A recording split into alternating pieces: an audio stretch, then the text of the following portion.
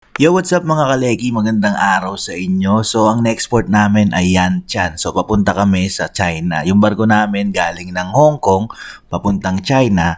Ano nga ba ang epekto sa amin ng ganitong klaseng outbreak o virus? Ano bang epekto sa mga marino na nagbabiyahe sa buong mundo at the same time meron pa kaming puerto na China? Alam niyo naman yung mga tao ayaw na mag-travel, ayaw nga pumunta sa China.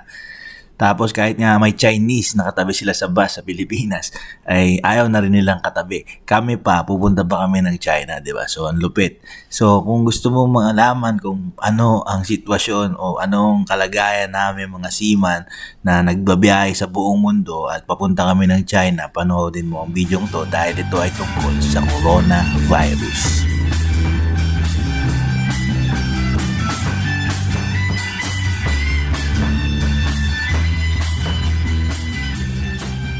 So bago kami dumating o dumaong sa China, bago dumikit yung barko namin, meron silang requirements na kailangan check upin namin yung bawat isang crew. I-check namin yung body temperature namin. May finipilapan kami na form, tapos mga health declaration, may signature doon. At isa-isa kami, bawat isang mga crew ay nagde-declare kung ilan yung body temperature namin. So meron kaming thermometer. Si third officer, siya yung in charge sa pag-check ng mga body temperature namin. Before arrival, one day before arrival, tapos pagdating, upon nasa puerto na o nasa port, everyday kailangan i-monitor namin yung body temperature namin. So requirements nila yon. Hindi ko lang sigurado, alam ko pati sa Singapore na rin, nire-require na rin nila na magpasa kami ng health declaration dito sa mga puertong to. So, pinapayuhan ng bawat isang mga seaman o seafarer upon arrival sa mga Chinese ports at Singapore, Hong Kong, kailangan daw naka-face mask kami. So, paglalabas kami ng deck, pupunta kami sa kubierta or kasi sa puerto may mga umaakit na mga agent, mga immigration officers, tapos kung sino-sino, mga stevedores.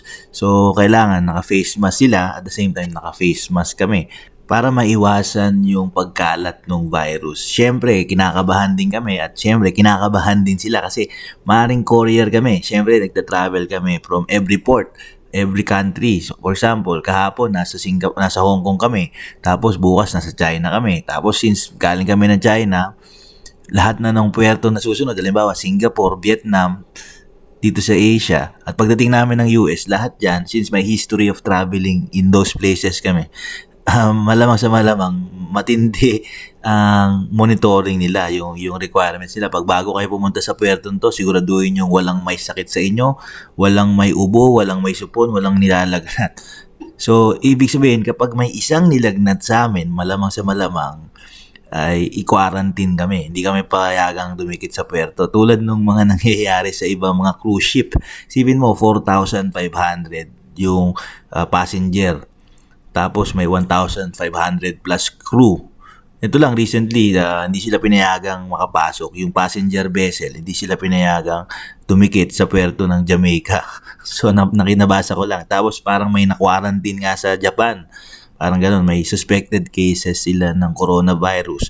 At hindi sila pinaalis or kinarantin sila. Tapos yung isa naman, recently sa Jamaica, hindi sila pinadikit ng puerto. So serious talaga to, seryosong topic tong coronavirus. Hindi to basta-basta kasi wala pa yatang cure. Hindi ko sigurado, hindi kami updated.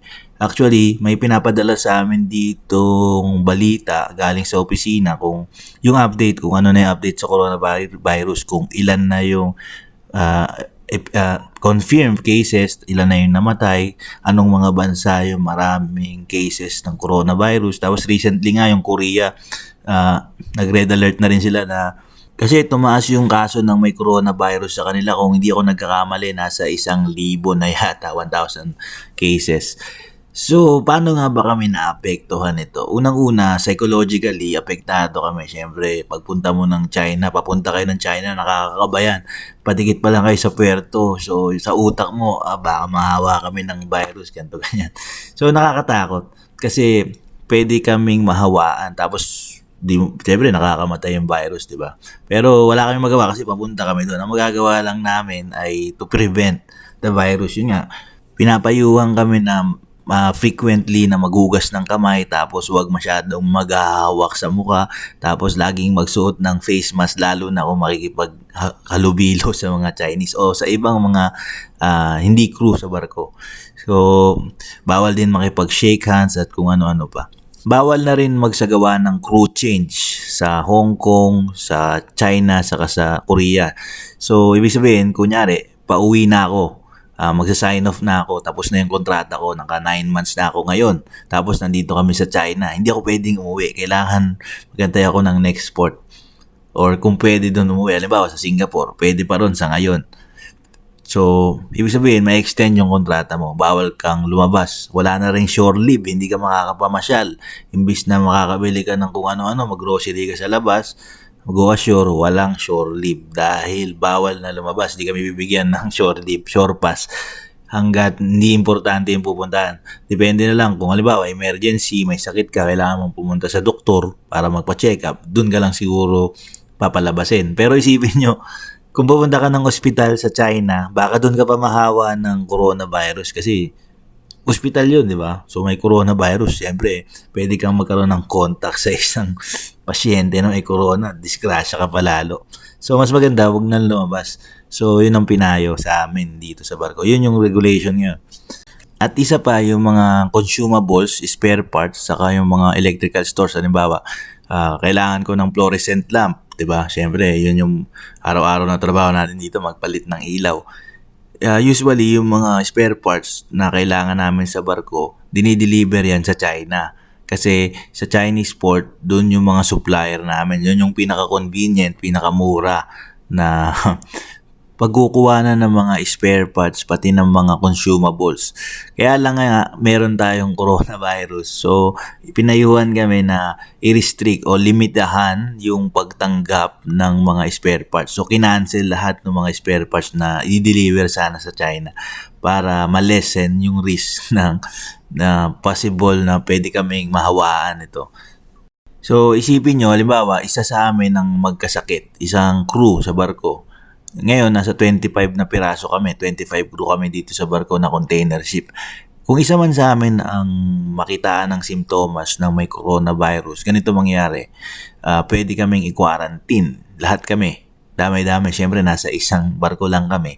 Damay kami lahat. Ika-quarantine kami hanggang sa ma-verify o malaman talaga kung wala kaming virus. Pag nangyari yun, madidelay yung barko, yung operation ng barko, yung delivery ng mga kargamento, madidelay. Kapag na-delay ang delivery ng kargamento, malulugi yung mga ship owners, malulugi yung mga ship chandlers. So, lugi sila kasi na-quarantine, natali yung barko nila dahil nga may coronavirus. So, malaking epekto nitong coronavirus sa world economy. Hindi lang sa Pilipinas, sa buong mundo ang epekto nito.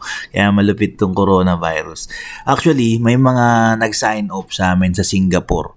So, yung first port namin, galing kami ng Amerika, di ba? Ang unang puerto namin dito sa Asia ay Singapore.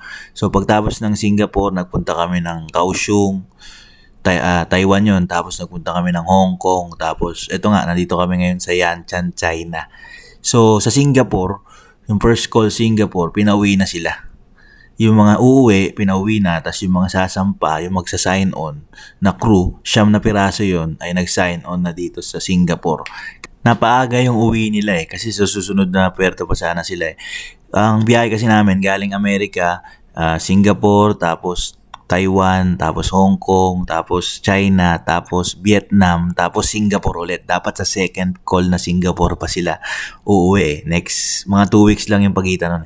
So, imbis na sa second call sila uuwi, pinauwi na sila agad para hindi nadadaan ng China, para wala na silang history of travel in China, para mas smooth yung pag-uwi nila. Kasi isipin nyo, kung dadaan pa sila ng China, galing kami ng Singapore, tapos sa next Singapore pa sila babalik, nakadaan na kami ng China, baka ma-quarantine ba sila dun sa sa Pilipinas, or kung sa Singapore, maka-quarantine ka rin Actually, yung mga pa-sign on ng kwento sa akin, yung mga pasampa ng barko, yung papalit sa yung mga pumalit dito sa mga kasama ko.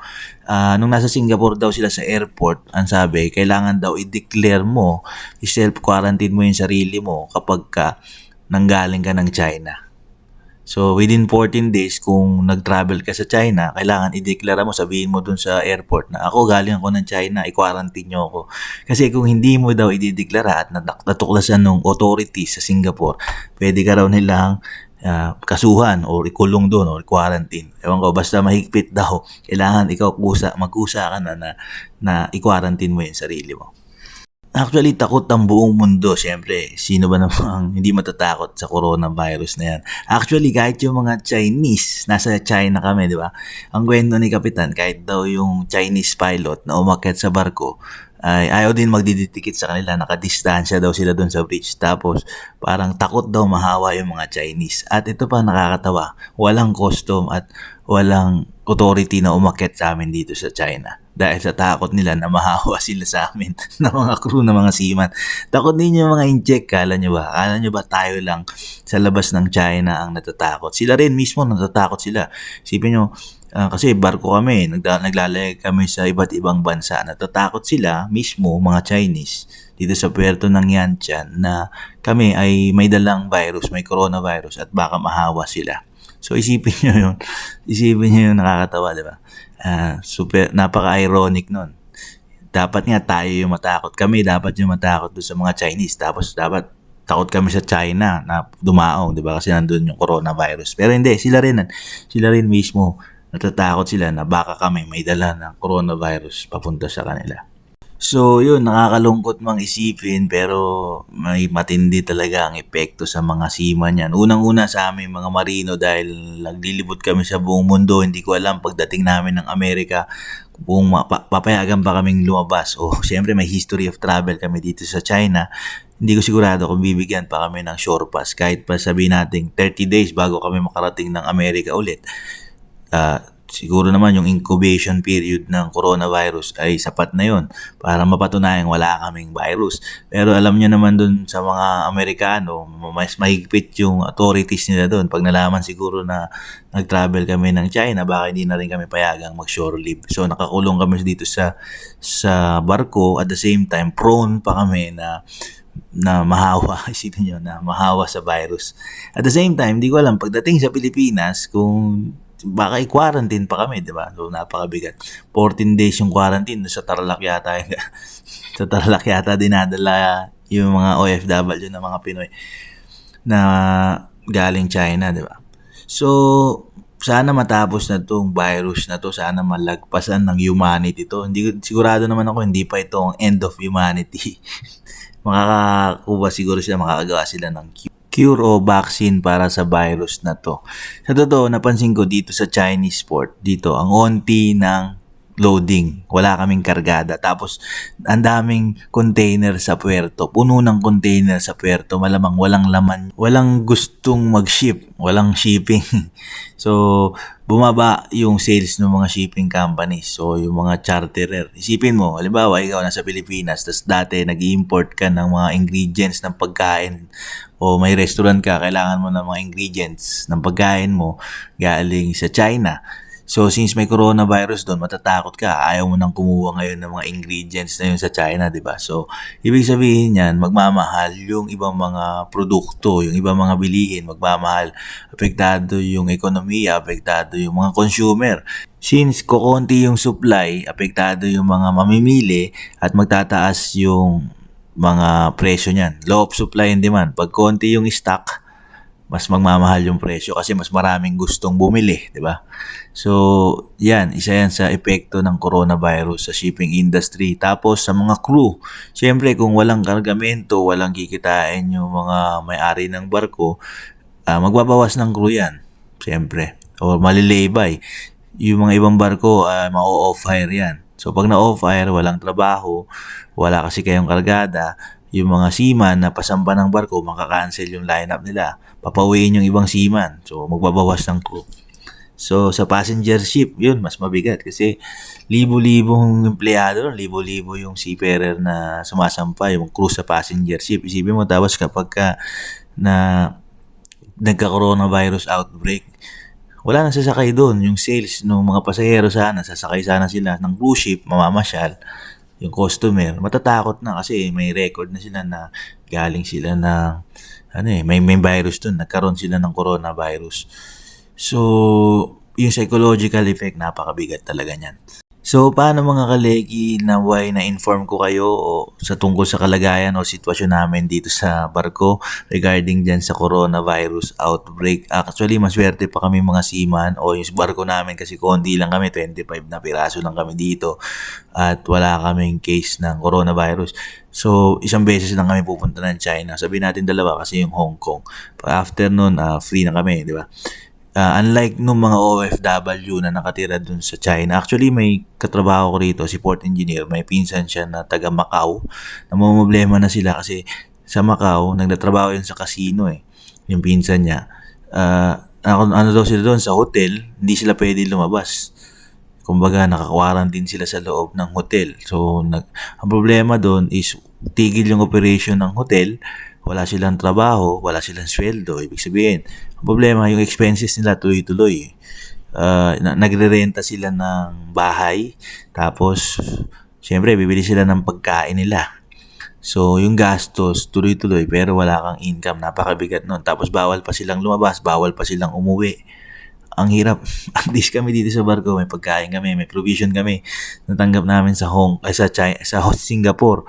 At the same time, wala kami binabayaran na renta dahil dito kami, so accommodation free. So, mas okay pa yung sitwasyon namin compared sa ibang mga OFW. Kaya sana naman talaga ay matapos na tong coronavirus outbreak na to. So, paano mga kalegi, maraming salamat sa pakikinig. Actually, mahirapan ako mag-upload ng video ngayon kasi pati yung mga businessman dito sa China, yung nagtitinda ng internet SIM card ay hindi pinapayagang umakyat sa barko namin. Kaya wala akong data. Hindi ako makakapag-upload ng mga videos na nagawa ko. So, paano mga kalegi, hanggang dito na lang yung video ko. Kung nagustuhan mo, huwag mong kalimutang mag-like, mag-comment at mag-subscribe sa channel natin. At hanggang sa muli, paalam!